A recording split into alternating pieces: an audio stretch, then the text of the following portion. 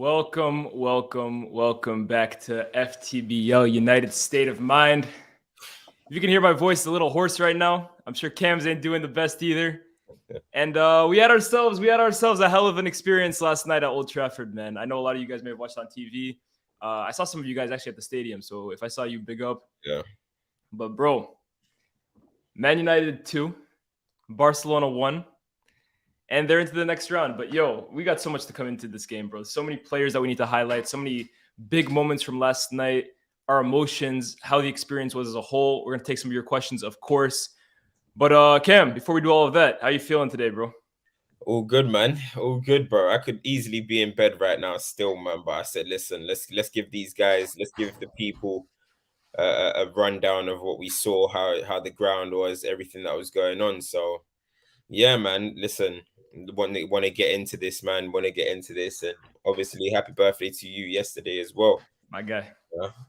No, 100%. Look, let's start on that actually, because this isn't the first time I went to Old Trafford on my birthday. I mean, the first time I ever went was 7 years ago. It actually was in the Europa League, and we know how that Rashford game went. But I've gone since, and I was telling you, Cam, I've had some awful luck at this ground in the last few games, man. I went last year for Atletico. We know how that ended up. I've been in the past under Oli. And I've always gone into that ground kind of apprehensive, nervous in a bad way, though. Nervous like, yo, this could really be one of those days where United just get pumped or something like that, or they get embarrassed, because we've seen it so many times for the last few years. But last night, genuinely, and you can attest to this because I told you, I entered that game pretty confident, bro. I honestly entered that game feeling like, yeah, this has the feeling of a special night.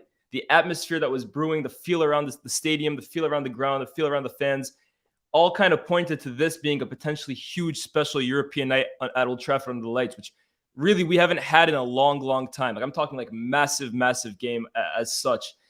And the first 45 minutes were so weird in my opinion, because I thought actually United started the game pretty well, right? Like Bruno within 5 minutes. Yeah, Bruno within 5 minutes goes one-on-one. I think, again, like they made a point of like turning off the music early so that the atmosphere and the songs could kind of brew up, and it felt like a fortress, bro. And we started strongly, but I don't know, that penalty, I think, which I don't think it was a penalty. I know you think that letter of the law it is, but that penalty really took the sting out of United. And I think Barcelona were very comfortable the last 25 to 30 minutes of that first half. And you kind of go into halftime thinking, okay, they're still in it. Barcelona haven't created that much outside of the penalty.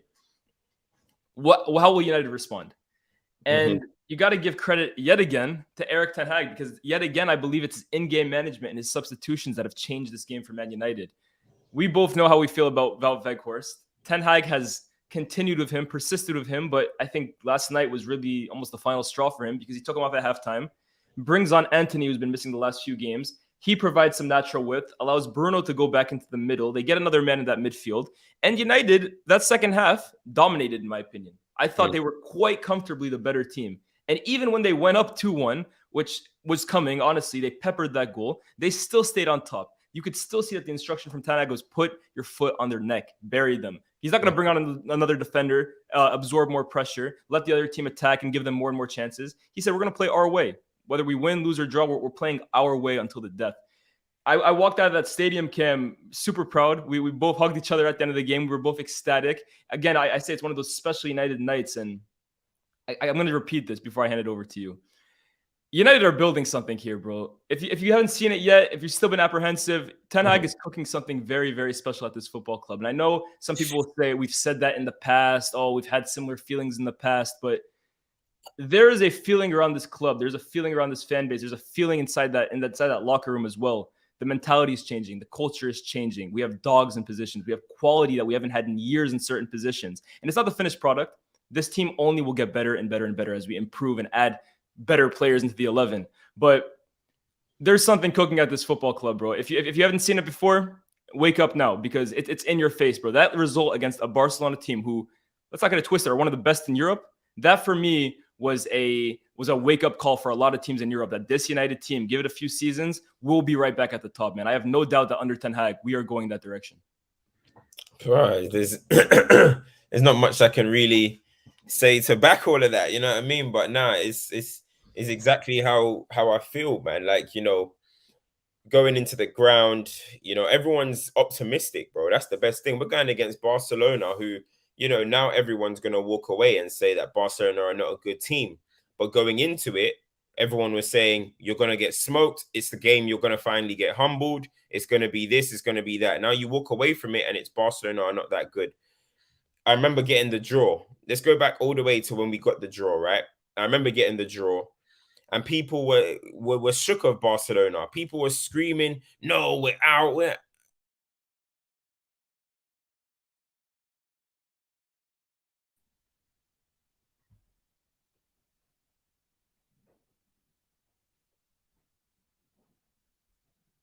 The fuck?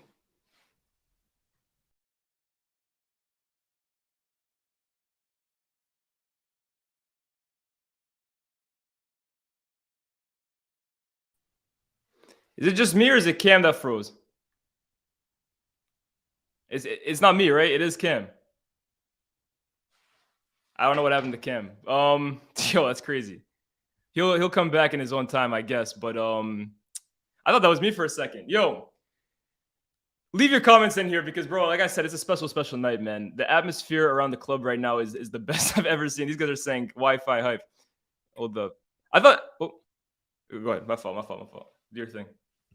Production, what are you doing? They were saying my Wi-Fi was fine. I think it was you. Bro, you cut out. It's a device not connected. Yeah, so I restarted it, and then I came back, and you were gone. Come on, man. Listen, bro. What are you doing? I'm trying to get back in. You're tapping buttons and that. What's this? You trying to kill it? What are you doing, bro? I thought we're united. My fault. We're divided right now. Go ahead. Yeah, anyway, back to when we even got the draw, bro. Back to when we got the draw, people were saying they were shook. You know what I mean? And I said straight up, listen, give me a big European night. If I'm going to be in Europa League, give me big European nights, bro. When was the last time Manchester United had a proper big night at Old Trafford or a legendary ground away that you actually had a feeling that Man United could compete in? Not many. I can't remember. Not many. So listen, I was absolutely buzzing to get Barcelona, and people were saying copium. You can hold that, bro. You can hold that because I was confident against Barcelona from the jump. And here we are. We're going into the game very, very confident. The fans were there, bro. Everyone was turned, walking past the bars, filled. Everyone was ready to make noise. And honestly, that's the best atmosphere I've seen at Old Trafford that I've been to in a long time. It was absolutely different, bro. Do you know what I mean? And the first half, the fans were there. We were pumped. The players were up for it instantly. And then the Bruno thing, it killed the stadium. When that happened, it killed the stadium because when you start well and you're excited and then something just happens, boom, it just took the life out of the stadium. Admittedly, we're all just like, oh my God, goodness sake, what's all this now? Busquets started getting on the ball. Frenkie was getting a little bit on the ball. They were just getting the better of Balde. They were just getting the better of us in the first half. And then Weghorst was just there. And listen, I'm not going to listen. Anyway, Weghorst, Wan-Bissaka, and Fred in the first half, I was disappointed. I was like, listen, they're sticking out like sore thumbs at the moment. And we've got Sabitzer, we've got Dallo, we've got Anthony or whoever we can put up top. So why are we persisting with these guys? But then in the end, Ten Hag was proactive. He made the change, or you can say reactive in a way because we were 1-0 down, but he made the change at halftime, and instantly the game changed, bro. Instantly, within a minute, Man United came out. I don't know what Ten Hag said to these boys. Man United came out on fire, and instantly we got the goal. Once we got that 1-1, I felt good, bro. I felt comfortable. I knew we were beating this team. Once it got to 1-1, Barcelona looked dead on their feet. They knew what was coming. And Xavi said it after the game, bro. Xavi said it after the game. He said they lost that game because of Jules. Because we were more intense than them, bro. We wanted it more. We battled harder, bro. We got in and around them, bro. They couldn't get on the ball. Kessie started fading out of the game. Busquets, he was getting overrun. Frenkie was clapping at his ankles every single time. It was different, man. It was different. Lua in the back pocket, bro. That brother's gonna be delivering my DoorDash soon, bro. You know what I'm saying? Honestly, it was different, man. Honestly, what a performance in the second half, and that's what we want to see from Man United every single game. And listen, we got cup final next. I'm absolutely gassed for it, bro. I'm absolutely absolutely gassed for it. But man, listen, what a night, man. What a night. And everyone stayed behind for ages. The players stayed behind for ages. And look, some people are walking away trying to say, whoa, you've just gotten into the last 16. We know we just eliminated one of the top 3 teams in the competition. Us, Arsenal, and Barcelona were the 3 best teams in the competition. So there we go, man. You know what I mean? There we go. There were so many big performances last night, bro. I mean, we just gave our credit to Erik ten Hag. I'm sure we'll speak about him later in the show, but I've been on the record, Cam, that I believe this team goes as far as I would say 5 players take it. I've said the back 2 of Lisandro and Varane. I said Casemiro, Bruno Fernandes, and Rashford. And it's funny because Rashford, honestly, last night probably had his quietest game in a long time. Like you agree, Ronaldo Araujo really got the better of him this game. Bro, we need to talk about him in a bit. Yeah. Monstrous performance from Araujo. Bruno, I want to speak about him because the first half, I mean, him and Fred, for me, they're like a tandem. So I'm actually going to pair them together because these guys are, what is it, Dr. Jekyll and Mr. Hyde, man. You don't know. There's some players in world football that you don't know what you're going to get from game to game. These guys, you don't know what you're going to get from half to half. And in the first half, I thought both of them really were kind of chasing shadows at times. Bruno, I've been on the record, man. I know I back what Ten Hag does, right? Whatever he subscribes to, I subscribe to as well. But this whole Bruno on the right thing, I'm a bit, I don't know how I feel about it, to be honest with you. I think some games where United are dominating, it works well because he's consistently in attacking positions. He gets in, he doesn't really have to worry about it first phase, second phase. But I think in a game like yesterday, to be honest with you, first half, I didn't think he was really in the game. And I didn't think he was providing enough support for Wan-Bissaka.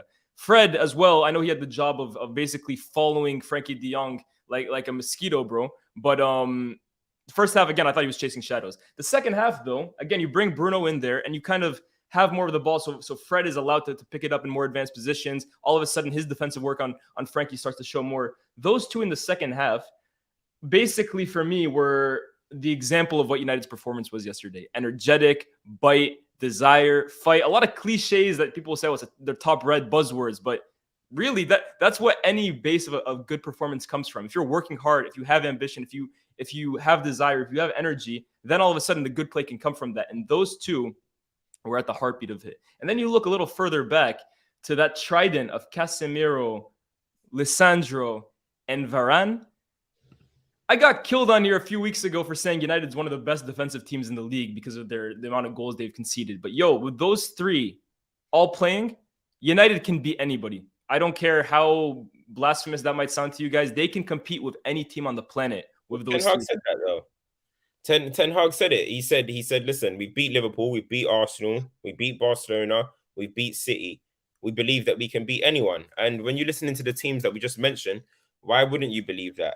You know what I mean? Why wouldn't you believe that you could beat any of these type of teams? So listen, we have the confidence, you know what I mean? And we're getting form in the right time of the season.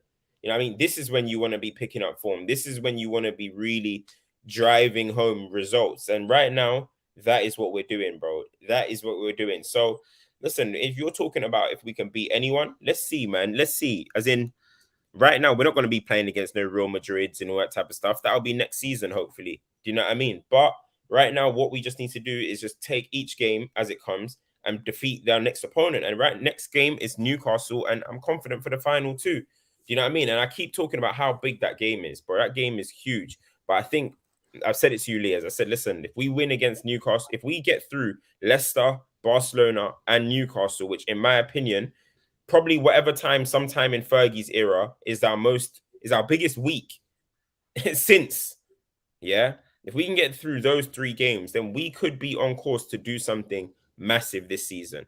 We could be on course to do something massive. So hopefully Rashford isn't injured because I saw that he's injured and we're trying to see what's going on. But even with Rashford out, I'm not going to lie, I'm still confident that we'll get the dub.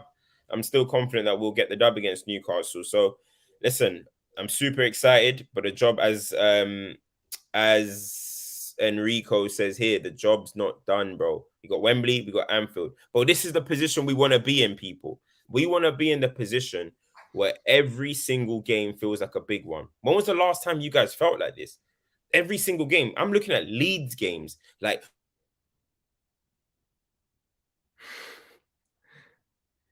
I think he cut out there. I'm interested in knowing what he thinks about the Leeds game right there. Well, let me try removing him. I'm gonna go through a few super chats because I think Cam froze real quick. But this is concerning, to be honest with you. Ten Hag unsure if Rashford will be fit for the final.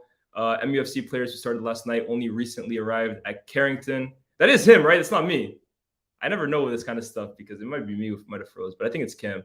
So Ten Hag is saying is unsure if Rashford will be fit for the final. MUFC players who started last night only recently arrived at Carrington. Rashford will be assessed. Boys, that's a big one, man, because I look at that front three, and look, Antony being back is huge. Everyone knows I'm not the biggest Antony fan. I have my reservations about him, but I was even saying first half, right? There's a clear imbalance on that right-hand side, especially when Bruno was out there. They were really missing someone who's going to keep the width, someone who's going to stretch out the pitch, someone who's going to – it was just way too congested in the first half, in my opinion. Because you had Sancho there. You had Bruno obviously drifting in as he does. Rashford wants to play a little more centrally up front. You got Fred and Casemiro already in midfield. You needed natural width. So I thought – Antony was needed, and you saw in the second half, it paid dividends. But that attack is still so reliant on Rashford, man. I don't care what anyone says, but without him, I do worry about where the goals come from. Like I said, the trident of Casemiro, Lisandro, and Varane, I believe defensively that's up there with anyone. But going forward, that's where I still have my reservations about this United team, and especially if Rashford is not there. I'm going to read a few of your super chats real quick. Support says, big up Lies, spoke to him outside Stratford End last night. Good dude. United looked proper in the second half. It's scary times, man. You met at a title race. Big up Support. I saw you last night. Hey, pleasure to meet all of you guys. But we're not a title race. Yeah, I know Cam is kind of saying that first, if Arsenal are to lose the game in hand, which would keep them 5 points with level games played, then we're in a title race. But that's a big if, bro. Honestly, that's a massive if right there. So if that happens, speak to me again. But I think I said on the TikTok live with Faisal, he asked me, how confident are you that United are in a title race? I think I said 10%. After last night, I'm a little more confident, maybe 15%. But hey, I don't have to say anything else. We had another super chat here as well. Sandeep HG is dead. Barca needed a goal, and they brought Busquets on for Sergio Roberto. Yo, every time this Ferran Torres guy comes on, man, my mentions just start flooding. Don't score. Have a good performance. Good luck. Y'all are clowns, man. Y'all are mad funny, man. Let me read a few more of these comments while we wait for Cam to come back. It's not like Rash is creating all our chances. Most of the time, we're just putting him through to score, but I don't agree with the one-man attack shots. So, Splash, why do you think all the chances end up coming to Rashford? They fall at Rashford's feet. I think it's because his movement creates those chances. You see, for example, Antony or Sancho or even Martial at times doesn't get into the attacking positions where Rashford is one-on-one or in line to score a header. Like the attacking positions that Rashford gets is because he creates his own movement. So in one way, it's actually that the team also needs to get better at creating chances more often, in my opinion. Like right now, the goal I see them scoring quite often is the cutback. I think Ten Hag has made that a point. And I think I've always said that the cutback in the modern game is the most efficient way of scoring because, look, put it in front of goal. It's an open goal for them to score. If you've noticed, right, I always say this. Long shots are starting to become rarer and rarer in the recent game, right? Because the further you are away from goal, the less chance you have of scoring. Now, the cutback, put it right in front of goal. It's an open net. You just tap it in. Most efficient chance. So I think they're improving in that regard. But I'd still like to see this team create more clear-cut opportunities for the likes of our wingers, for Bruno, who I know has been more so in the goals as of late. But we know what this guy can do in front of goal, bro. This guy is one of the best goal-scoring midfielders in the league, in my opinion. Welcome back, bro. Your Wi-Fi's on Old Trafford today. Bro, these builders are outside my house, bro. Bro, they're getting on my nuts. They're building a house next to my next door neighbors now, bro. They're just messing everything up, bro. Pissing me off, man. Where were we? I can't remember where I was now. We're talking about Rashford, I think, in terms of like will he be able to play in the final? But yo, I don't know if you saw this. There is a Ten Hag quote or a Ten Hag update. Ten Hag is unsure if Rashford will be fit for the final. Man United players who started last night only recently arrived at Carrington, and Rashford will be reassessed. It is what it is, man. Injuries happen. As long as it's not too serious, we might have to get the game done.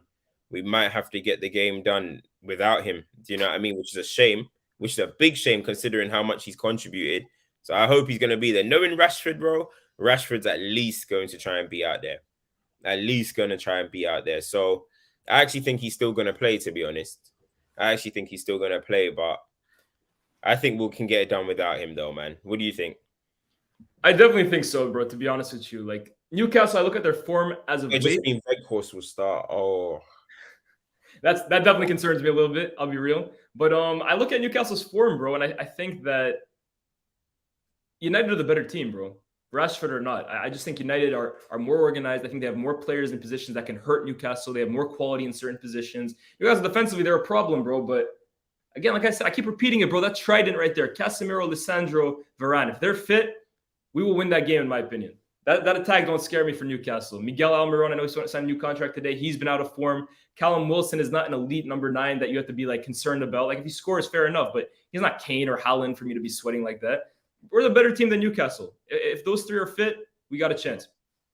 but when you think about Weghorst, Sancho, Anthony, that's not really giving you goals like that. I know Sancho's grabbed a goal since he's been back, 2 goals or something since he's been back, and Anthony grabbed one yesterday, but that's not something that would strike an opponent with mad fear, especially a team like Liverpool, especially a team like Newcastle, who are very defensively solid. So Rashford is needed out there, but let's see, man. And Martial has been confirmed out as well. He's out. Oh my god, this guy's so embarrassing. He's not serious, bro. If it was up to me, I'd just cancel his contract if it was up to me, mate. Okay. But bro, what's the point? What's the point, bro? You're not ever there in the trenches. You're not ever there when we need you, bro. What's the point, bro? We're about to go to a cup final. This guy's had some mysterious injury. Who knows what's wrong with him? His back, his leg. Who even knows at this point? He's the most finished physical. He's the most finished player I've seen of his age in a long, long time physically, bro. It's insane, bro. It's insane. So it is what it is. This is what I was saying, though. I was saying before you came back, I was saying, look, I understand how crucial Rashford is for this attack, but it's also because Rashford's movement for me creates a lot of the chances that he gets. Like he's the real transition threat. His movement inside the box has improved tenfold since this season. But I think one thing, it's not a criticism, but I would like to see the team start creating more chances that also get the likes of our wingers involved. Bruno, like I was saying beforehand, he's one of the best goal-scoring midfielders in the league, in my opinion. Still, his finishing, his instincts, his movement is good. We need to start getting him more positions, whether that's cutbacks to the top of the box. Like he's got to start getting back amongst the goals because as good as Rashford is, you can't win. You can't win over 38 games with one real goal-scoring threat. So I'd still like to see the team become. I don't know how it's going to happen. That's obviously up to Ten Hag, and that may mean that it needs even more recruitment in certain positions. But I think we need to also be looking at how can the team start creating chances for other players, because it's great that Rashford is creating his own chances through his movement. How can we get others involved? It's all it is that who wants to be the hero? We're in a cup final. Rashford's not there. Who wants to be the hero, bro? Who in that team over there says to themselves, you know what? I'm going to take it upon myself for this final to be remembered about me. There needs to be someone that has that mentality, because if Rashford's not going to be there, who's been scoring all our winners and scoring our goals, someone else is going to have to do it. This is what we're a team for. We've had to get through Casemiro with Casemiro injuries. We've had to get through Varane injuries before. We've had to get through these things. So somebody's going to have to step up, rise, and do it. And then you're going to be the most loved player. You're going to be a cult hero for a long, long time. So listen, that's the task for someone to do. We can't sit and soak as much as we want Rashford out there. And I believe he'll still make it. But this is the opportunity for someone else to say, listen, this is for me, man.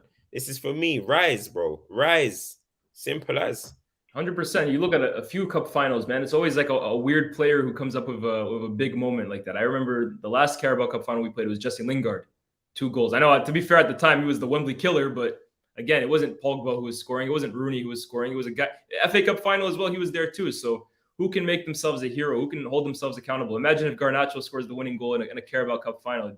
I'd be over the moon, man. I look at the midfield options. Do you expect it to be Fred, Casemiro, Bruno again then? Or maybe Sabitzer? Does he come into the team? What do you think? I think he should bring Sabitzer in, personally. I think he should bring Sabitzer in. But I think Fred had a good game, but I think in this the thing about Fred, is that you just don't know what you're going to get with Fred. You just don't know what you're going to get with Fred. Are you going to get the Fred in the first half, or are you going to get the Fred in the second half? Do you know what I'm trying to say? So it's really hard to kind of find. Do you know what I'm trying to say? You don't really know what you're going to get. But I'm still going to go with Sabitzer because, listen, a lot of games have been coming. It's thick and fast. We're going to have to rotate a little bit potentially. So I'll bring in Sabitzer. I think he can come back against the Newcastle midfield as well. But I'm not going to lie. I'll be very, very surprised if Ten Hag tries Casemiro and Sabitzer for a cup final. You know what Ten Hag is all about. He's all about rhythm, chemistry, understanding each other's positions, etc. They know each other through and through, Casemiro and Fred. So I'll be very, very surprised if he tries a new partnership in a final with those two. You know what I mean? So if Sabitzer is going to play, then Fred will probably play as well. You know what I mean? But if it's just going to be Sabitzer and Casemiro, I'll be very, very surprised. I'm going to speak a little bit more about the Barca game. I want you to kind of go further in when I mentioned the name Ronald Araujo, your eyes lit up. It's like you just got like a box of candy. But Ronald Araujo was the guy, like, we talk about the best center backs in the league this season. We talk about the two that we have. I think they're up there with anyone. I'm sorry, the best center backs in the world. I think the two we have are up there with anyone. Arsenal's got a few good ones themselves. I said the other day, I think Militao is as good as it gets as well. But Araujo is someone that a lot of people have been saying this season on form is potentially the best center back in Europe. And I know yesterday he really caught your eye as someone that, like, dominant, athletic, good on the ball. Bro, your thoughts? Bro, that done. Yo, I'm a fan. Listen, I'm applauding. I'm applauding. Hey, listen, Martin, I'm applauding. Bro, I stood up. I had to stand up and applaud him, fam. When he came off, I rose. I had to Rise. Yo. That brother needs to be the Varane replacement. When Varane, that guy needs to be the Varane replacement. I saw when he came off, he was like, me, like, what? Like, what is going on here? That's what Enrico said too. yeah. Bro, nah. Yo, he is a physical beast. He can run. He's decent on the ball. Maybe he could. I ain't seen too much of him on the ball. Yesterday, he was just giving it and going. But he's fast. He's aggressive. He's strong. He's dominant. Yo, he took that task. He took that Rashford task personally, bro. He was like, yo, you are getting no change from me, bro. There was one moment in the first half, man just clapped Rashford, yeah, like, boom, slide tackle. I was like, say no more. Then in the second half, he's even the reason why Rashford's down at the moment. They had that little Rashford tried to run through it. I don't know. Araujo fucking bodied him, bro. Bro, and you know how many times that Rashford was looking at the ref like, ref, because he was roughing him up, bro. Every single moment, I was just looking at them two. Every moment he could put his body on Rashford, body on him, elbow, anything. I was like, you are made for Manchester United, bro. You need to be here with Ten Hag's men, bro. The dogs. I need to see you out there, bro. I need to see you out there, bro. So, listen, whenever he signed a new deal, I understand, but yo, Old Trafford, you're destined for OT, fam. You're destined for OT, bro. What a guy, man. Let me hit you with a quick segue. Destined for OT, or maybe not so much anymore. Frenkie De Jong played at Old Trafford this season, not in the way we expected it to be, maybe 6 months earlier, but he did get that appearance at Old Trafford. I know how you feel about Frenkie, to be honest with you, but I thought yesterday was at least much better than he was in the first half. I'm not going to lie, though. I don't think we'll ever see him at OT, especially when Bruno basically kicked the ball into his stomach while he was on the ground. I mean, that was a real leadership moment right there, making sure that, look, United, we're not getting bullied around by Barcelona, but do you think that that's probably the last time we ever see Frenkie De Jong at Man United unless he comes back with a different team? Frenkie hype, man. Frenkie hype. Why is everyone getting gassed, bro? What did Frenkie do?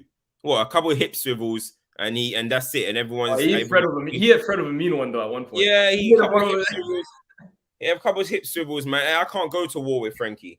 I want players that can go to war with. I can't go. I don't think I can go to war with Frenkie. I'm not moved. I'm not moved like everyone else. I'm not moved. Everyone's talking. I saw 180 minutes. What did he affect? 180 minutes. We played him 2 legs. What did he affect? He's got a good drive. I understand that. But even yesterday, we were getting at him in terms of trying to tackle him. So he is decently press resistant, but we were getting at him well. We had 180 minutes. Can somebody tell me what he was doing? In fact, I think the game was better for us when Frenkie started getting on the ball more. When Busquets was getting on the ball in the first half from very deep, We could not get close to that guy. Busquets is different level when he's in his groove. We couldn't get close. The touches, the feints, a guy will come. I remember who it was. I think it was Sancho came, just flicked it around him. Like, oh my day, it was nuts. different. That was nuts, bro. Frenkie in the second half started coming deeper, and in the game was much better for us. It was much more comfortable. When Busquets was being the one dictating the game, Barcelona controlled. When Frenkie started trying to control the game, Man United controlled. It was comfortable. You guys are gassed because of these hip swivels. Whoa, what are we saying though? We're saying what? United controlled one half because of Frenkie, the other half because of Busquets. That's it. We didn't control. Busquets controlled the first half. We controlled the second half because of Frenkie. My point is, you think it's only because of Frenkie getting on the ball more? 100%. 100%. It was easy. Do that, man. Give Ten Hag credit, man. He also made tactical substitutions. We played with more intensity. Of course, but that plays the part in it. If Busquets continued getting on the ball, it would have been a long night. But Frenkie got on the ball. He wants to do his little drives, and it's nice, man. Come step into our territory, and we will go to war. We'll win our duels, and that's what we did. Guys are gassed, man. People are gassed, man. Crying over Frenkie, bro. Why are you man going on as if Frankie's Luka Modric? Guys are, bro, this fan base, bro. Stop twerking, man. Stop twerking like that. It's getting embarrassing, bro. It's actually just worked for Ronald Araujo after seeing him the first time in 90 minutes. I'm just saying, come to OT, yeah. Listen, that's the first Frankie, come to OT, baby. I'm gonna still take you, Frankie. Bro, you man are crazy. Me, I'm not twerking for Frankie like this, man. I'll still take Frenkie, bro. Frenkie and Miro, Bruno is moving the hell out of me, man. That's moving the needle for me, bro. You think he's the only midfielder in Europe? Okay, that's not true. I would take you guys. I'm desperate right now. That's how the fan base be going on. Miss me with that, man. No, of course, I agree. He's not the only guy that we should be going after. And I'm also of the belief that United should not be stripping or getting on their knees for any player, bro. If they want to come, they got to come. If not, move on to the next. But hey, if he has a change of heart, you see that video with Varane fist pump? First of all, Varane, he's moving different these days, bro. Forget about on the pitch. Off the pitch, bro. He ain't never acted like this at Real Madrid, man. This guy is feeling himself different. But I don't know if you saw that video of him he's pumping up the crowd with his fist bumps. And you see Frenkie looking over and behind his shoulder like, damn, that should have been me, man. You got to change the heart. Ain't you. Bro, if you got to change the heart, come through, man. Bro. Every saint has a past. Every sinner has a future, bro. You can come through. He's a decent player. He's a good player. But you guys, this Man United fan base are absolutely overgassing him, bro. What's Frenkie really been on since he left Ajax? Oh my God! I'm just asking. You love this whole thing, but Cam, at the same time, bro, you're also the same person that told me. Okay, let me answer it. You're also the same person that will agree with me when I say environment is everything. Just because a player doesn't fit at one club doesn't mean he can't come to United under Ten Hag, a manager who knows him better than anyone, and start balling out, bro. Knows him better. Didn't Ten Hag know Van de Beek better than anyone? No, don't do that. Don't do that. Doesn't he know Anthony better than anyone? And look how you be crying about Anthony. Frankie, we got a plan for you, bro. He's got a plan for you, Frankie. Yeah, he's got a plan. Hype. Listen. Right? There's just no reason to be twerking over him. That's all I'm saying. You guys are overdoing it. He's a good player, but stop acting like he's the only player in Europe. That flipping hell, bro. Man United just come off a lovely win. And man are talking about, oh my boy, but we just could do with Frankie. Shut up, man. Shut up. I'm talking about Frenkie, bro. He didn't do anything major in 180 minutes against us, against the midfield that we're saying that we need to upgrade. The guy that should be levels and is going to transform our team. What did he do in 180 minutes against Man United? What did he do? I just want to know. Nice progressive passes from deep. Some nice little ball carries to them. A couple hip swivels. They move the hell out of me, bro. Come through, baby. I got. This is the guy that's gonna transform our team. Listen, I'll take Frenkie. He's a good player, but it's just like, yo, he's not no Luka Modric, man. Can you calm the hell down? It's a once in a generation midfielder, bro. Damn, flipping hell, bro. Over a guy that's done niche since he left Ajax. Niche. Twerking over him, bro. You'd think he's like some world beater that's conquered the game. You'll think he's Casemiro or something. I'll see more doubts over Casemiro than I'm seeing about Frenkie. And that's how I know this fan base ain't serious, bro. That's how I know this. Anyway, that's my view in it. That you lot can have you lot's view in it. That's my view. I'll see more doubts over a Casemiro signing than Frenkie. Can't take you guys serious, bro. What do you think about Balde, man? Left back. He obviously didn't play the first leg. I think he actually played 20 minutes. And I thought those 20 minutes, the first leg, he was quite good. In this game, every single time Barca looked up, they had that switch open every single time. And, bro, he's rapid, technically secure, direct. He gave Wan-Bissaka trouble. And I think until Dallo really came on, and I think Anthony also started helping him a bit more defensively, Balde was giving us trouble, I thought. Balde, he's quality, bro. He's quality. He's quality. He can come to OT too. I'll take him and Araújo over Frenkie. Them two can come to OT. You know what I'm trying to say? That this youth, he impressed me still. I like him. I like him. You know what I mean? Luke Shaw, for me, he was all right yesterday. He wasn't that good, in my opinion. I agree. Balde, I'm watching you closely still. I'm watching him closely. Good player. Very good player. Fair enough. Barca, I mean, they got their own thing going on, man. I know, like, they're top of La Liga, but look, their European pedigree in the last few years, it has to be looked at under a microscope, in my opinion, Ro, because 2 wins against Victoria Pilsen in 2 years of European football. They didn't win another game outside of those, I think. Or maybe it was just this season, but it's not good enough, bro. And look, I believe in what Xavi is doing over there at Barca. I think he's built a pretty good team, especially when you consider the circumstances, how many levers they got to pull. Like, they've had to bring in guys like Alonso at times, but they got a ways to go. And I think United, man, they're on the up as well. But I think both of them are in good direction. Both of them have good young managers. I think they both have good futures, but they got some improving to do, bro. Yeah, I'm seeing a lot of talk about I'm seeing a lot of talk about what's it called? People are talking about Xavi being sacked and stuff, but I'm like, bro, that's crazy. Hold on. Hey, no, have we spoken about our centre halves? Have we spoken about our centre halves? Talking about it, because I know one of them is my favorite player. The other one might be your new favorite player. Rafa and Licha. There's duds like tapping Tobes, man like tapping Tobes. He will probably say Ruben Diaz is better than Varane. He's going to be like Romero. Romero. People like Romero. Yeah. The best Argentine center back in the league. He plays for us, man. He plays for us. Licha. Dog. Technically proficient. Boss Lewandowski. People were talking. Let me stop with people. You were saying, I don't know, man. Can Lisandro deal with Lewandowski? Luke Shaw had him on skates, man. Luke Shaw ate him up, man. I don't give a shit, man. You know I'm a big Luke Shaw fan. Lisandro is the truth, bro. And what I keep telling you, defensively, I agree Luke Shaw is good, especially at center back. He's a big body, bigger than Lisandro, and in fact, taller. But Lisandro, bro, we're playing a number 10 at center back, bro. This guy's passing, this guy's line-splitting passes, his vision is otherworldly in terms of a center back, bro. It's some of the best I've seen, honestly.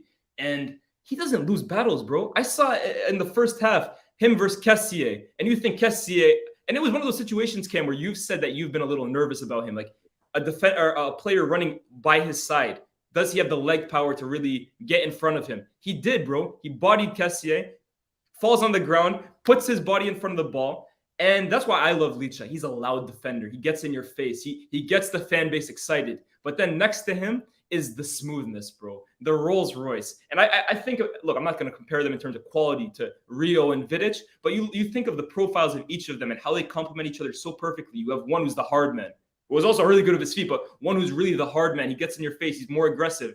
And you have the other one who's just smooth, man. Smooth operator, Rafael Varane. And you said it yourself, right? The litmus test of modern day football. If you don't rate the guy, man, you don't understand the game. Listen, you've seen so much disrespect on Varane, since he come. You've just boosted up Licha, but you've seen so much disrespect on Varane since he's come. Like, you know, he had a bad game against Jesus. You know what I mean? Again at the Etihad, you know, last season wasn't the best season. But a lot of people could see, listen, you pair him with a better centre-half than Maguire, who's just a walking calamity, which we see every single game he plays. If new league, he's coming into injuries as well. But the guy this season, I'm even still hearing silly names put next to him. Absolutely bona fide world-class player right there. Bona fide world-class player right there. He is elite, bro. He is elite. He can stop counters by himself. He wins headers from every set piece. He's aerially dominant.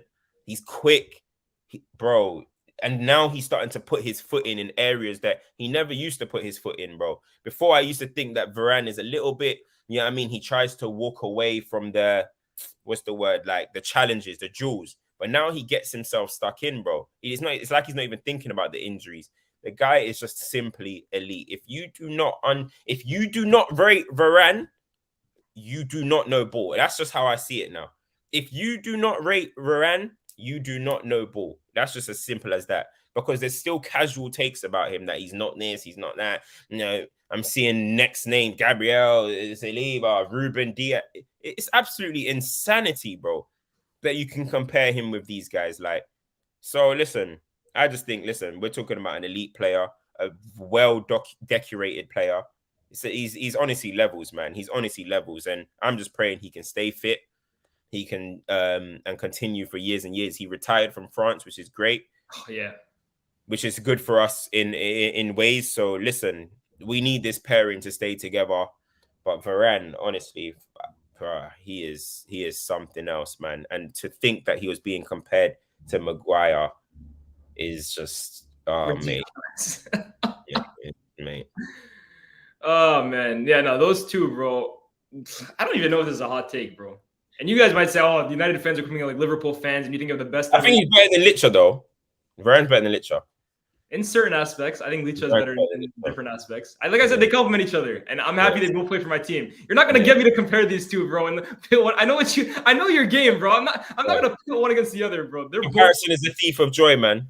Yeah, just enjoy him, man. What did your boy Rio say? Just enjoy him, man. Just enjoy him. Facts. But look, I'm gonna say something, and I'm gonna sound like a Liverpool fan here because there's a time where Liverpool fans, they have the best everything, best this, best that, and they're not winning anything. And I'm not trying to come off like that. I've consistently said that I think United defensively are very, very strong. Going forward, they have some work to do. But defensively, I think they stack up to anyone. And I'm going to make a claim here, and you guys let me know if this is an L or a win, chat. I think Lisandro and Varane might be the best center-back partnership in the league. Let me know if let me know if you agree or not. But I think those two, that's the best center-back partnership in the league. I'm not saying United have the best player in every position. Far from it. But those two right there, the partnership together, I'll take them over anyone. There's some good partnerships in the league. Saliba and Gabriel are good. They're good. I think Stones and Laporte are good when they play together. I love that pairing, Stones and Laporte. I'm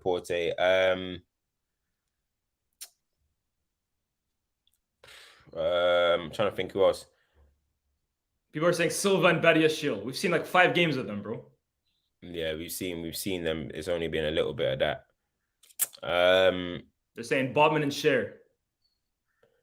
They don't play Europe. They don't play these amount of games. They play one game a week. Tap and toe would be like Romero and Dyer. Yo, they be trying to invite Romero to the big boy table, bro. Just allow it, man. Romero is somewhere down there with next, man. I'm telling you now. I'm telling you right now. Yeah, I think alongside Stones, Laporte, and Gabriel and Saliba, those are the top 3 partnerships, in my opinion, in the Premier League. Now, for me, I didn't include Stones and Laporte just because how often do we really see them? Sometimes it's Diaz, sometimes it's Akanji. I think they stack up to anyone, bro. Honestly, I think they're that good. And I was saying on Twitter today, right? And I'm going to include Casemiro in this as well. The biggest issue I had with all these tenure, right, is that we never really had a solidified spine to the team. And if we did, it wasn't good enough. Maguire, McFred, Bruno, I didn't think it was good enough. And I always said that it almost felt like Ollie, instead of prioritizing the spine of the team, was just buying like parts around it, like Sancho and like Van de Beek. But I always compared it to like building a house, Cam. To build a house, you first have to build the foundation. The foundation is the most important part of your house. And then you can go buy the fancy furniture like the TV and the lamp and the dinner table. That's how you build a house. Otherwise, if you just buy all that stuff, but you don't have the foundation, eventually it'll all come crumbling down. And eventually you saw that with Ollie. But Ten Hag has identified this team from the start, made Varane a key part of it, brought Lisandro and brought Casemiro. And now going forward, this is where now you can say, okay, let's go buy a world-class striker. Let's go buy another midfielder, like a complementary midfielder or right back depth. This is once you prioritize the foundation of your house, that's not when you go and buy all the fancy furniture. And I think Ten Hag has done a great job of that. And that spine, I've said it like 5 times on the show, but I'll keep saying it. United goes where those 3 go, in my opinion. Yeah, man. And that's what's important, man. In our heyday, we had Van der Sar, we had Vidic and Rio, then it'll go to Scholes and Carrick, and then Rooney and Ronaldo. You know what I mean? We listen, the spine is peak, or Rooney and Tevez, whoever you want. Your spine has got to be strong, man. You look at the great City teams as well. They've had their spines. You look at Liverpool, their spine was unbelievable as well. So a spine is key, man. Real Madrid, there's no team that doesn't have an elite spine of their team. So, yo, listen, we got to build on that. These guys are still going to need to get more experience together in the Champions League and all these type of things. But right now, we're building something. And listen, we're just moving in the right direction. You know what I mean? Like, we don't need to elevate ourselves and say we're at this level, we're at this, we're at that. We just need to keep winning and keep knocking down our task. We got Real Betis in the next round. I expect us to go through in that one. Do you know what I mean? I really expect us to go through. So, honestly, like, as I said to you before, bro, win the Carabao Cup and we can win another cup this season. Definitely. We can definitely win another cup this season. So, yeah, but bro, listen, De Gea thinks I didn't see him. I was just going to let it go. De Gea thinks I didn't see him at 1-0. Even first and foremost, why you didn't save that penalty, I don't know. Secondly, 1-0 when he gave the ball. When he gave the ball to whoever it was and Casemiro had to save his bacon, I was like, this brother is seriously, he worries me. I'm telling you, my only worry for the final against Newcastle is what devilish meal is De Gea cooking up? You know what I mean? What devilish meal is De Gea cooking up for us, bro? That's the only one. But yeah, man, that was damn scary, bro. That was scary, bro. Even the penalty, bro. I mean, if they went 2-0 up, the game was over, man. It would have been over, honestly. So even the penalty for me, right? Like, I don't expect De Gea to save penalties regardless, but. Bro, that was right there, man. But no, I was gonna let it go, to be honest, because the mood is high right now. Everyone is happy, and everyone knows how I feel about De Gea. I've been no secret about the fact that I think he should be one of the main guys we need to replace in the very, very near future. But like I said, I'm in a good mood today. Day after my birthday, we said a huge win. I'm gonna let him go. But Sunday, I'm with you, bro. I'm watching him too, man. I'm nervous. I won't lie that it makes me nervous. What I would say though is like going forward though, like this Weghorst thing now, yeah, like on the negative side of things, which I don't want to be too negative. Obviously, we're in a great moment, but I kind of think that Ten Hag's killing himself a little bit for me with this, man. Like, there's been a few games now that we've had to take off Weghorst and the team improved straight after he comes off, like a few times, and it's like, why do we have to put ourselves in a position when we get to 1-0 down? Why do we have to get to a position when we're not winning the game before we realize, oh, we need to make a change? Do you know what I'm trying to say? And look, Weghorst, he tries hard, he works hard, but bro, the guy is just he looks a fish out of the water, man. It's when I was even in the ground, like, yo, people are just like, what's this, man? Like, what is this? Yeah, I mean, like, what are we witnessing here?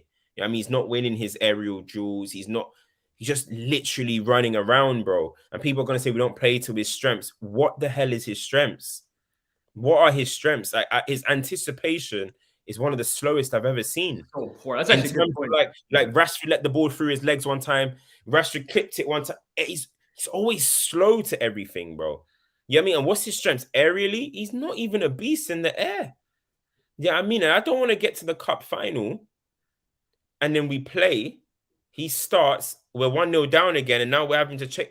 I don't know, man. I don't know, man. Listen, I said it from the start. It's not good enough. And there's nothing else. Everyone was trying to find the reasons why, and now we're praising that he tackles and stuff. Man. Johnson. I'm with you. He's not good enough, man. He's not good enough, and it's kind of embarrassing, bro. It's embarrassing. I get secondhand embarrassment watching him, man. Now I know other fans do as well. I know other fans are looking at it like, whoa, what the hell is going on, bro? You know what I mean? What the hell is going on in here, bro, with Manchester United? But listen, I guess it's me, make do. This is the life that Martial has caused us.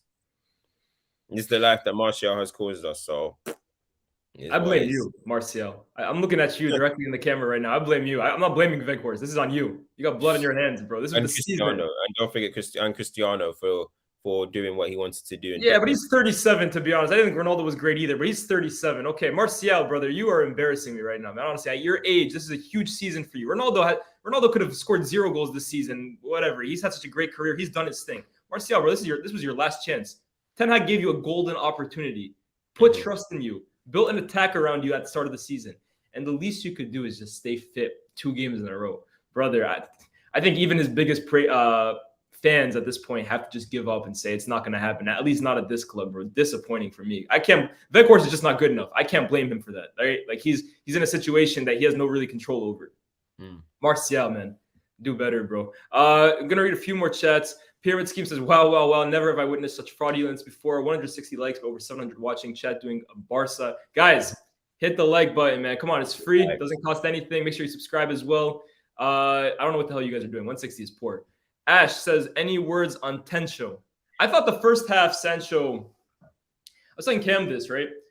I don't think he's match fit enough, especially for games like this, where really it's like breakneck pace, back and forth. I think games like Leicester really suit him at the moment because like the team is really dominating, the team is free flowing, and he can kind of find those pockets of space and combine well with others, which is what Sancho does brilliantly. I thought his cameo against Leicester was brilliant. But in this game, where again, the pace is so frenetic and you really have to be on 10 in terms of attention and focus and intensity, I thought the game kind of passed him by in the first half. I saw a few times where he would get to his feet and he wants to do the right thing, but it's just, this is a 2-touch game.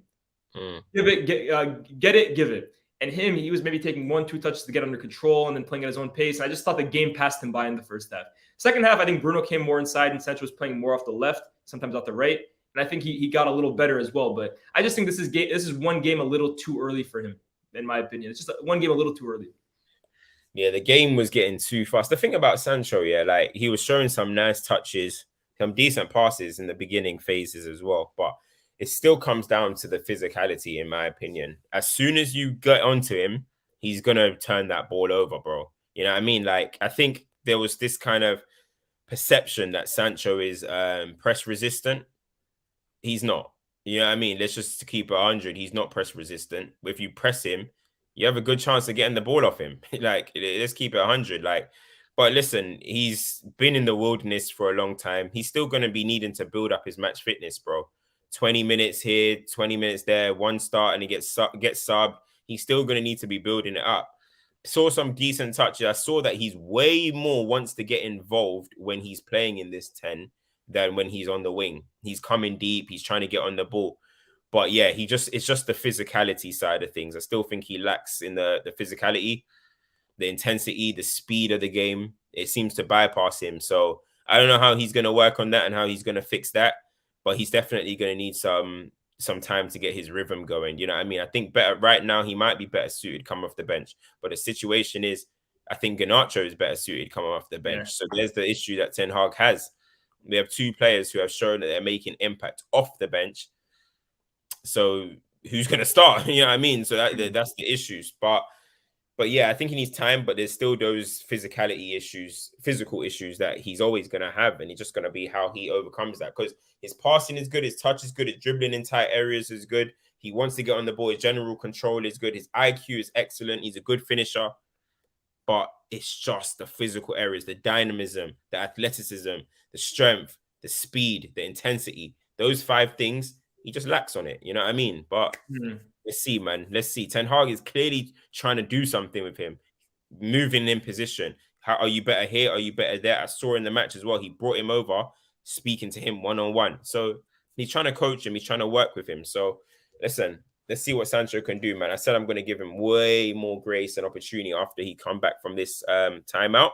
And let's see, man. He's not just going to come back, go to timeout, come back and start firing on all cylinders after not playing any game for 3 months, sitting down, watching the World Cup, not doing anything probably. You know what I mean? So let's see what happens, man. Let's see what happens. But I'll probably still potentially start him in the cup final. I would. I was just about to say that. I think against Newcastle, we're going to sit deeper. I don't think they're going to be as aggressive in terms of like winning the ball back. I think they will be a little more like pragmatic. I think that's where I would start Sancho. I think there'll be space for him to exploit because I think Newcastle will be a little deeper. Yeah, midfield, they got some athletes in that team. They do, but I actually fancy Sancho to have a decent game against Newcastle. K-Max with a super chat says, when are you guys going to talk about how bad Bruno was? His stats keep making his performances. He's not press resistant and lacks football IQ. Here's the thing with Bruno, right? I don't even know what was his stats yesterday. I didn't even. He had an assist, and I guess he This had. didn't make any difference to his game for Yeah, me. but I thought the second half he was actually better, to be honest with you. And like what I was about to say is like, it's weird watching Bruno in the stadium compared to on TV, because in the studio, in the stadium, guys, I was saying this to Cam, bro. I turn into like a top red when I'm in the stadium, bro. I'm chanting, I'm supporting all the players. I'm not really looking at it from as much of an analytical point of view, like really looking at each player and saying, oh, should he have done this, should have done that. I just want the team to win. I'm not really thinking about it like that. So in that sense, Bruno is like a fan's dream when you're watching it at a stadium, because he gets stuck in, he pumps up the crowd. You'll make the stupid mistake here and there, but it's less magnified, in my opinion, when you watch it on TV. So he could have played an awful game on TV. I wouldn't have known. But I thought his second half, to be honest with you, I thought he created a lot of chances, got himself in good positions, set up the first goal, had a part to play in the second goal. But I also agree with you, K-Mac. Like, this is why I always have a love-hate relationship with Bruno, in that he loses the ball so much, bro, so much. But I think in games like yesterday, he had a good impact on the game the second half. Like, I was not as critical of him yesterday as I have been in the past. So I wouldn't have the same concerns from yesterday, but in general, I hear where you're coming from. I think, yeah, first half he wasn't good. I feel Bruno is okay, to be honest. His assist doesn't even make any difference to me. I ain't seen what his after the game stats are or anything like that. This is Bruno. It's as simple as that, people. You're not going to get a different one. Though the way we got Bruno, Ten Hag has even calmed down his game. He's not as gung-ho as he used to be. He's not as like doesn't let's say I say he doesn't treat the ball like a bomb like how he used to be. Straight away, just looking forward. But Bruno is Bruno, bro. This is what we're gonna get from him. But one thing I would say is, bro, when it comes to the leadership of this team, Bruno is a leader, man. It took me a while to really clock that. You know what I mean? Because I was hearing he's a leader. I was like, how can a guy who ain't won nothing be a leader? Do you know what I'm trying to say? But you look around, bro. He's a leader. You know what I mean? He's a leader of this team. One of the leaders, should I say? Should I say, a leadership group? But he's one of the leaders in this team. He presses well. He gets on the ball, and he still creates a lot of chances. People, you know what I mean? Somebody said it there. Overall, it's still a positive. You know what I mean? I think it's a net positive. What people like to say. As much as he's got his flaws, I think he's still a positive to this team. You know what I mean? And listen, if anyone's going to create a chance for Manchester United, it's still going to be Bruno. You know, you look at the team around, who's going to really create the chances for like a Rashford, for a Weghorst or whoever? It's most likely going to be Bruno. So listen, I'm vibing with Bruno much more than I was vibing with him last season. I'm still not, or even in the other seasons when he was breaking records or whatever. I'm still not like mad high on him. I definitely think you can get a player that's more composed on the ball, that's more controlled. But are you going to get a player that can create to the volume of Bruno and then still give you it really depends. But listen, people, Ten Hag loves this guy. He is probably one of his indispensables, bro. He's probably one of his unmovables. So people, you get used to the idea of it. He's what I keep saying. Listen to Ten Hag speak in his press conferences. Listen to Ten Hag's conferences properly. Duels, intensity, battle, leaders. These are the words that Ten Hag uses, and he sees that in Bruno. He sees it in Bruno, man. So listen, we're going to continue with Bruno. That's his captain. That's his skipper. Next season, he's probably going to be announced as full-time skipper. Yeah. So if you're fuming now, you're going to be very, very, very, very angry in the future, man. Ten Hag likes the guy. That's one of his men, in my opinion. That is one of his men, and we're going to just have to continue with it. But we'll see what happens. We'll see what happens. As I said, I'm vibing with him a little bit more this season than the previous ones, but I know there's still way more room for improvement. I'm not one of them people who, just because Man United are winning, I ignore certain things. They say the best time to criticize is when you're winning. True. You know what I mean? City fans be doing it. I remember when I be seeing City fans talking about this person, Bernardo's not playing with it. I'm like, you just won 15 matches in a row, man. Allow me, bro. But this is why, bro. They're seeing, because they're seeing in a Champions League fixture it might happen or whatever. And these are the times now, you know what I'm saying? I'm looking at him. We're winning games, but there's still things that he can improve on. And the same thing with everyone in our team. There's still things Rashford can improve on. There's still things Casemiro can improve on. On the ball yesterday, first half, dreadful. Absolutely dreadful. He was treating the ball like a bomb himself. Do you know what I'm trying to say? So there's a lot of things. Fred, I think he managed to get man of the match again. Is it back-to-back man of the match? He did. on Frankie's head. But anyway, he's got back-to-back man of the matches. But we know there's areas that he can improve on. So yeah, man, it is what it is, isn't it? Will you leave Frenkie alone, man? Kevin Hart. That dig was so unprompted, man. Bro, are you letting Fred get back-to-back MOMs on your head, bro? The transformative midfielder. Holy, it's crazy. Look, man, I think we're gonna wrap up the stream here. Betis next up in the Europa League. That'll be interesting. I was looking at their squad today, right? They got like a who's who of like players that back in 2016 they might have caused you a problem. I was seeing Fekir, I was seeing Felipe Luis, William Carvalho. I was like, this is like an old school FIFA 2015 team, but we'll see what they're about. 5th place in La Liga. Apparently, the atmosphere over there in Seville is nuts. People are telling me, yo, go fly out like to Spain. You guys think FTBL is paying me that much money? No, sir, bro. I'm staying at home for a few more months, bro. But it'll be a great experience to go see what we can do against them. I back us against Betis. Looks like Europa is trying to give us like a full Spanish schedule, bro. Sociedad, Barcelona, Betis. We will play Sociedad again in the next round. We're conquering La Liga. Real Madrid cut through all the English teams. How are we doing that? Liverpool, Chelsea, City. They said, "Yo, all right, cool." And so listen, if we have to be the ones to redeem England. You know what I mean? If you guys want us to be the ones to redeem it for England, we'll do that for you guys. Flipping hell, we'll do that for you. You know what I'm saying? So, yeah, man, it's big, man. Newcastle, confident for that, man. Listen, we're going to do hopefully we're getting a watch-along going for that one. By the way, people, Stoppage Time TV, watch-along. Leah's going to be in the stream as well, of course, representing United as well. So make sure you guys are here on Sunday. There's Tottenham versus Chelsea. Then it should be a watch-along for the final of the Carabao, and then we'll go into our episode of Stoppage Time TV as we do, talking about everything else. So listen, it's gonna be lit. Let's bring home that trophy, man. 6 years since Man United have won a trophy is absolutely mental. We need to win this trophy. We must. This is so big, people. Don't think about it just as the Carabao Cup. This is so big. So big. Like, I can't explain how big it is in terms of how it is for our progress going forward. If you lose this one, all of a sudden the heads are down. They start not believing. They start thinking about what happened against Villarreal. But if we win this one, they start thinking FA Cup, Europa League, we can get those two. You know what I mean? And we could end up having a special season, people. We really could. So, yeah, man. Hey, it's gonna be a big one, man. Be there. Sunday. I will be there no matter what. I will be there no matter what. Don't let my man come for you, bro. I'll be there no matter what, man. Anyways, yo, FTBL, if you don't know, get to know, man. Subscribe. We're on the road to what now? 30K. I think we just hit 20K recently. So. Hey, people, this one is annoying, folks, boy. Folks are getting mad at this, bro. Why can't they let us just go one game at a time? Why are folks getting mad, bro? They want to rush it, bro. They want to rush the process. Chill, we're on our own pace. They want to rush it, bro. They want to rush it so they can come back and be like, blah, blah, blah. Listen, relax. Why are they scared of us? It's one game at a time. Why are you worried about us, bro? We're rubbed, remember? Brentford 4-0. We're shit. Yeah, man. Don't worry about us. A super deep run. Rashford is relying on confidence. Us, title challengers. Nah.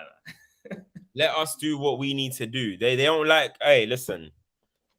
A storm is coming. That's the thing. They know a storm is coming. Next season, they know a storm is coming. So now they're trying to rush us so they can have some banter points because they know a storm is coming. But they don't understand, Cam. The thing of a storm is there's always the calm right before it. This is just the calm right now. And then you'll start...